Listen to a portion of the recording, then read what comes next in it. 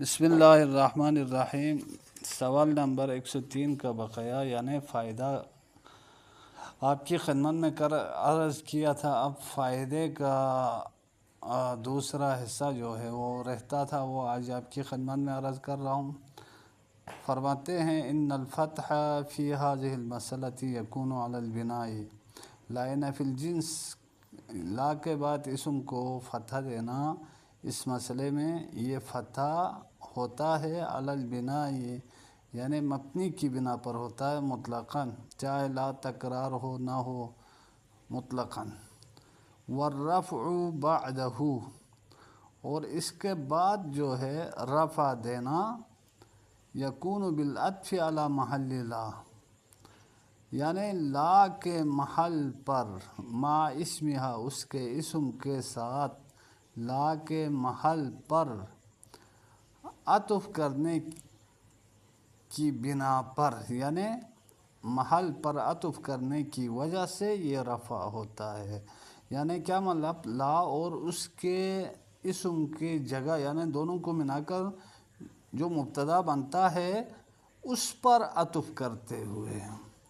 والنصب یکون بالعطف، اور لا کے بعد اسم کو یعنی نصب دینا بالعطف علی محل اسم لا، یعنی دوسرے لا کے بعد والے اسم کی بات ہو رہی ہے۔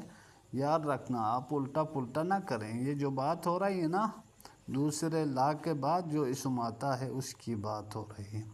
والنصب، اور نصب دینا، دوسرے لا کے بعد جو اسم آتا ہے اس کو نصب دینا، یکون بالعطف علی محل اسم لا، یہ نصب ہوتا ہے بالعطف عطف کرنے کی وجہ سے علی محل اسم لا، لا کے اسم کے محل پر، وحدہ صرف، لا اور اسم دونوں کے محل پر نہیں، صرف لا کے اسم کے محل پر عطف کرنے کے ذریعے نصب ہوتا ہے۔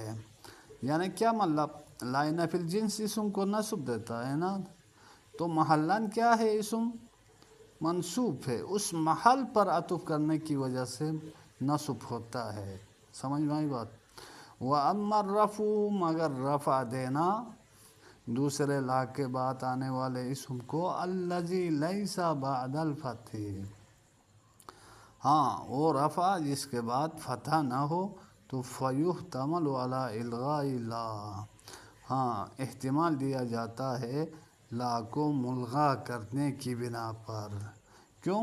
لِتَكَرُّرِهَا، لا کے تکرار ہونے کی وجہ سے، فَيَكُونُ مَا بَعْدَهَا مُبْتَدَأً، پس لا کے بعد والا اسم جو ہے وہ مبتدا ہوگا، او علی اعمالها، یا کیا ہے، عمل دینے کی بنا پر ہے۔ کیسا عمل؟ عمل لیسا، لیسا کا عمل دینے کی بنا پر ہوتا ہے۔ فَيَكُونُ مَرْفُوعًا بِهَا، بس وہ کیا ہے، اسم مرفوع ہوتا ہے اس سے لا کے ذریعے، چونکہ لائے شبیہ و لیسا ہوگا، اور جو مرفوع ہے وہ اس کے لیے اسم ہوگا اور اس کی خبر محذوف ہوگی۔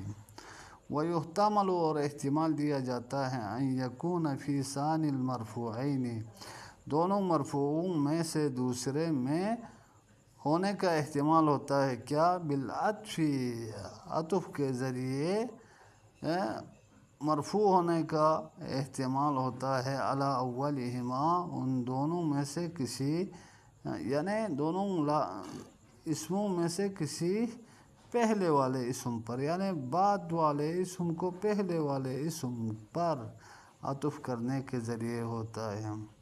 اب آگے فرمولہ دے رہے ہیں، وَكُلُّ مَا رُفِعَ وَنُصِبَ بِعَطْفٍ، پس ہر وہ اسم جس کو رفع دیا جائے، او نصب یا نصب دیا جائے، بعطف عطف کرنے کی وجہ سے، مصاحبا لا، در حال کہ وہ لا کے کیا ہے، مصاحبا لا، لا کے ساتھ ہوں، تکون للمصاحبۃ، تو ایسی صورت میں وہ لا جو ساتھ ہے، زائدتاً، وہ لا زائدہ ہوگا، چونکہ آپ نے اس کو مبتدا قرار دیا۔ جب مبتدا قرار دیا تو لا کیا ہو جائے گا، زائدہ ہوگا، لتاکید النفی، یعنی بعد والا لا جو ہے وہ زائدہ ہوگا، اس کو کیوں لایا پھر؟ لتاکید النفی، نفی کی تاکید کے لیے۔